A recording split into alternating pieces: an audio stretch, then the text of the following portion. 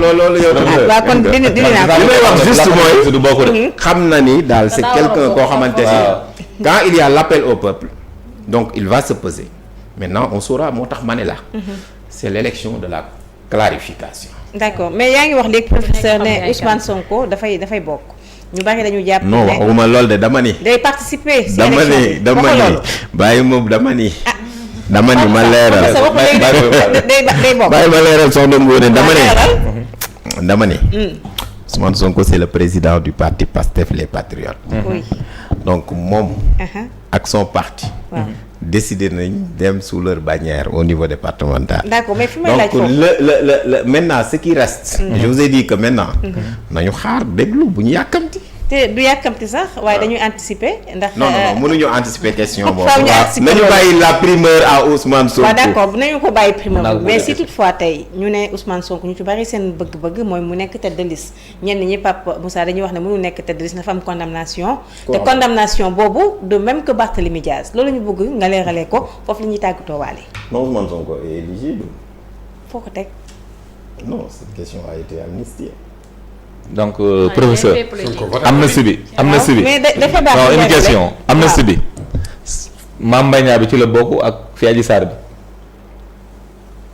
non loolu mënuma ci élargir xam nga le droit pénal est d'interprétation stricte. li ma leen mën a wax mooy bu ngeen fàttali ko. Ousmane Sonko dans l'affaire même de la radiation. Ousmane Sonko kenn radié wu ko ci liste. waay il avait une décision qui lui est favorable. bu leen fàtte loolu. donc Ousmane Sonko problème am bépp bi mu doon am bu ngeen xoolee problème mu radiation la woon beneen bis topp mooy la condamnation bi ñu doon wax. alors que cette condamnation elle est effacée. waaw parce que daam ko ma ne xaaral ma yëgale daam ko ma ne non il a voté mais damay laajte quoi parce que man dañ ma ne kii bi amnistie bi. Mame Mbaye Niang bi dafay bokk. waa léegi lu tax Ousmane Sonko voté. mais boobu non Ousmane Sonko damay poser ma bëgg xam. non je vous pose une question c'est-à-dire que Ousmane Sonko a voté le 24 mars 2024 dem ba Ziguinchor def nii loxoom gis ngeen. waaw gis naa waaw mais kon kay xam ngeen ni kon Ousmane Sonko il est électeur il est éligible pour nga mun a doon éligible il faut être électeur. waaw non L57. d'accord mais sama question bi il faut ñu passer à autre chose parce que tam heure bi mu ngi jot. affaire Mame Mbaye Niang. est-ce que da nga bokk ci amnistie wala bokk parce que c'est un fait politique Ousmane Sonko était dans une instance politique di wax ak sénégalais yi Mame Mbaye ci la ko porter plainte et amnistie bi lépp lu lié à des manifestations politiques la donc. vous parlez de sa condamnation dans l'affaire Mame Mbaye Niang. Oui. mais la loi l'a amnistié. merci beaucoup on a dit tout simplement donc. 200 millions yi lañ amnistié wu léegi Mame Mbaye Niang. mais non dama ko bëgg a expliquer. n'est-ce pas que c'est cette affaire qui mais loolu moo tax Ousmane Sonko nekkul woon candidat. xam nga lu tax nekkul woon candidat. parce que dañ ni ko nekkatoo électeur. voilà waaye gis nga Ousmane Sonko voté. gis naa ko mu voté waaw kon kay loolu. waaw léegi tamit beneen parce que gis naa aussi tamit Babacar fu ñu passé parce que dëgg yàlla la réponse a été très claire. non ci beneen cas la beneen cas mënu fi xaj da ngay bàyyi ba beneen maar bi Ousmane Sonko moo nekk tête de liste. waaw mais xam loolu mënuma ci wax. seulement wuy ma soxna Ngóona. ku jàkkaarloo professeur de en ma qualité de président de la haute autorité mënuma ci wax c'est le président du parti. le président Ousmane Sonko. professeur Ngouda bu ñu ko investir nag. man kenn du ma investir parce que man mënuma nekk candidat. lu tax parce que moi je suis chargé d'arbitrer. donc man su ma candidat ma bàyyi juge parti. investiture yi yaa koy arbitrer. ah investiture yi. non. xam nga Pastef bu amee biir Pastef moom moo ko su war a problème amee biir Pastef laa. maintenant kay am na fi mu toll nii. non problème bu amee maintenant Pastef xam nga élection yi. élection yi c'est géré. 147 candidats c'est géré par la direction du parti. maintenant la haute autorité supervise et veille maintenant et laisse n'est-ce pas à la direction du parti de dérouler. Pourquoi? Parce que c'est une situation particulière. Ouais. Parce que les délais sont compressés. Les procédures sont réduites. Donc c'est la commission mais ni ñu ko defee loolu la statut parti bi wax à travers l'article 31 donc bu règlement intérieur commission d'investiture bu gis ngeen même circulaire bi génn donc Pastef donc respecte donc ces règles de procédure. Maintenant il y a un certain nombre de procédures qu'on ne peut pas respecter vu n'est-ce pas les délais qui sont compressés et qui sont réduits. Mais est-ce que texte yooyu tamit du jar a xoolaat s'il y a consensus. Oui. kenn du xool dañuy ñëw rek valider. Or il peut y avoir consensus ci profil yu meilleurul par exemple. Oui, wala s'il y a consensus impérativement il doit intégrer. Non, s'il y a consensus, on a dit s'il y a consensus à la base dañuy yóbbu au niveau central c'est le niveau central maintenant qui apprécie mun nañ dem foofu noonu ñu ne delloowaat ñu yeneen candidature. maintenant souvent xaaral ma indi foofu noonu même le président Ousmane Sonko bi ñu koy njëkk a investir. avant ñu investir le président Bassirou Diomaye Diakhar Faye secrétaire boobu dañu def consensus mais dañu dem à la base donc tey boo xoolee base bi mooy donc yóbbu candidature yi au niveau central. maintenant bu ñu demee au niveau central loolu nag commission bi moo teg ay règles mais professeur foofu dina am lu ma jaaxal. lay jaaxal. gis nañ investiture ci présidentielle yi pour le candidat Ousmane Sonko. oui justice def li muy def. oui mais pour le candidat la candidature de substitution du président Diomaye comment vous avez fait. non loolu du ma la ko wax c'est notre secret.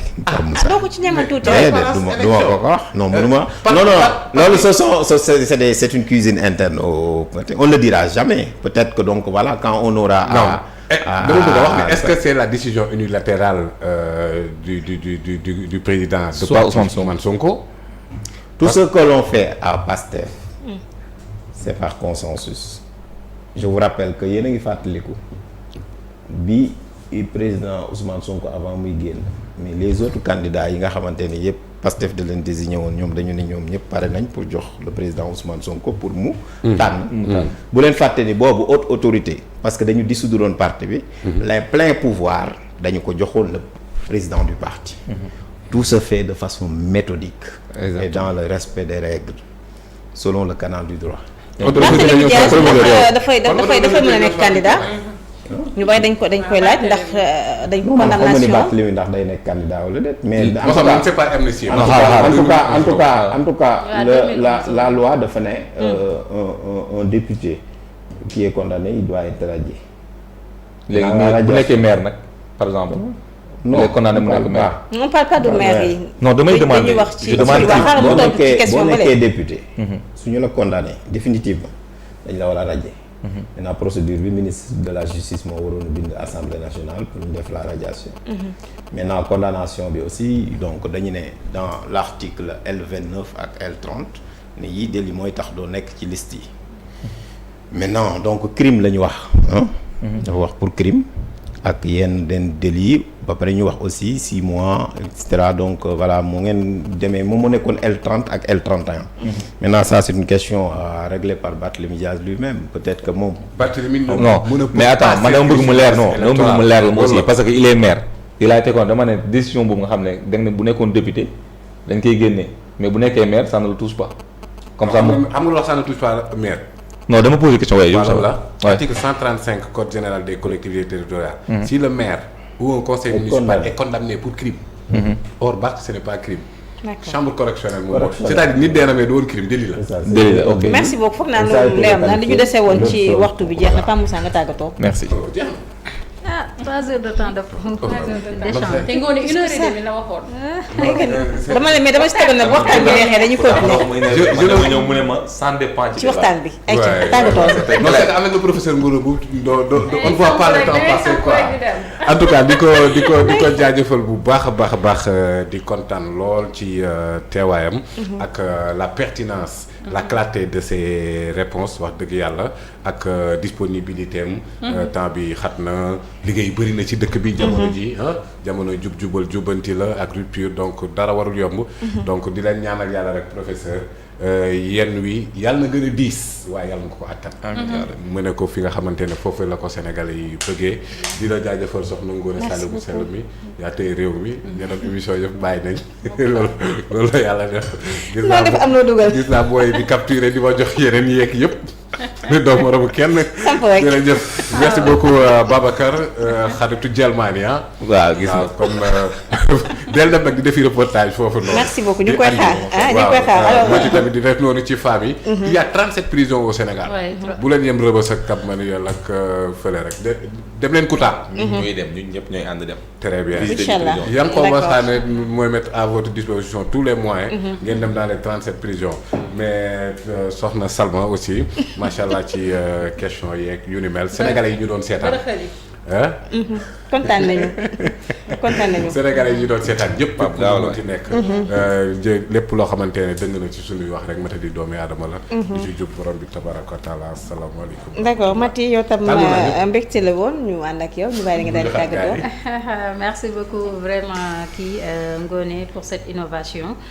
Concernant l'aspect judiciaire ndax Sénégal moom foogoon naa justice tumuranke woon na fi peer tumuranke boo xam ni baadoola bi sax day naan jarul di dem ndax boo demee doo am dëgg donc suñu demee ba mën a toog genre yu mel ni professeur Ngouda Mboup que je salue encore au passage di mën a indi yenn gindi yi ba sénégalais yi wala citoyen bi mën a xam àqam ak yelleefam